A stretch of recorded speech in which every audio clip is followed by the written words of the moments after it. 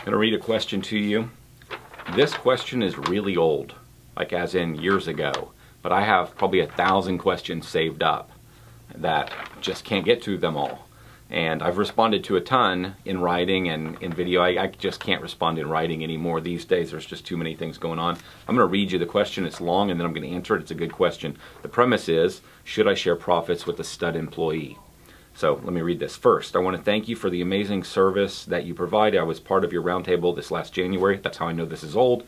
I have been working tirelessly to implement your strategies and ideas. Now we have something called Academy. It's not a roundtable.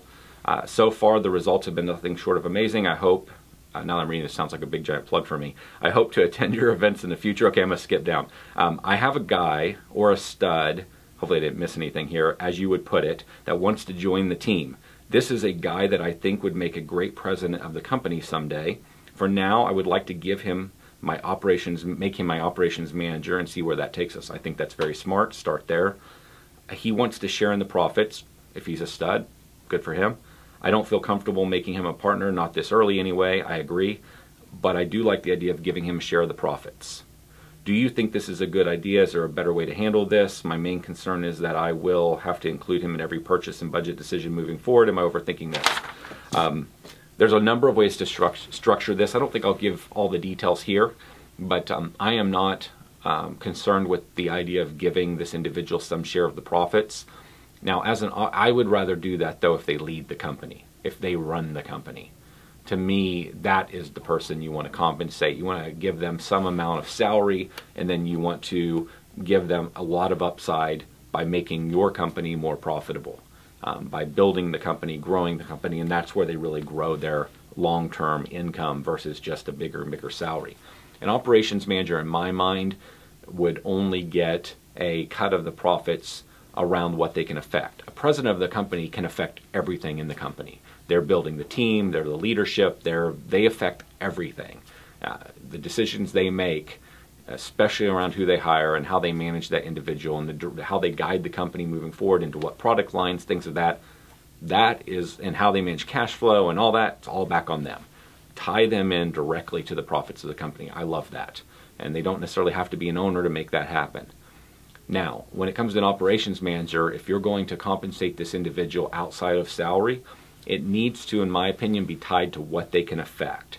I don't like compensation where they do not have an effect on it, because then it doesn't in any way motivate them to take action.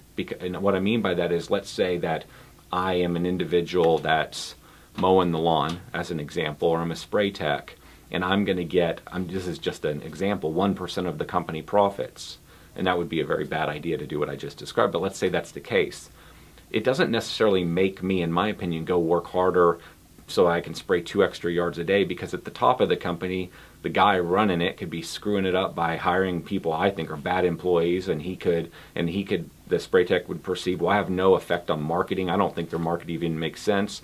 I can't have any control over any of the things that really move the company forward. I don't have any control over the budget. Therefore, they don't really feel like they have that much impact on making the company more profitable, other than in the particular accounts, servicing them faster, taking good care of those clients. So in a case like that, to give an individual profit sharing doesn't make as much sense to me as tying their ability to earn more profit to the route that they run. So if you think about an operations manager, what does an operations manager have control over? Well, to some degree they have control over the profitability of work.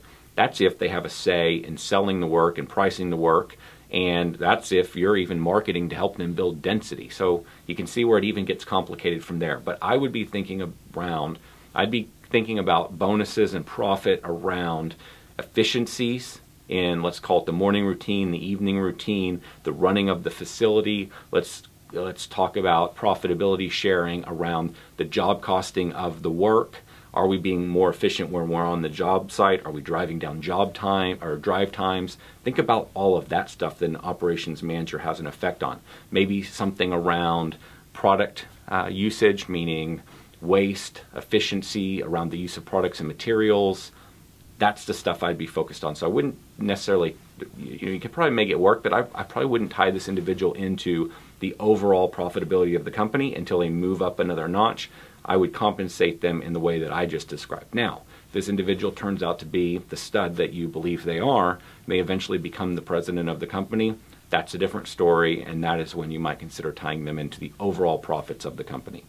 And I would recommend there that you think about tying their profit to the cash extracted from the company, meaning taken out of the company as true profit, not just profit and loss statement profit.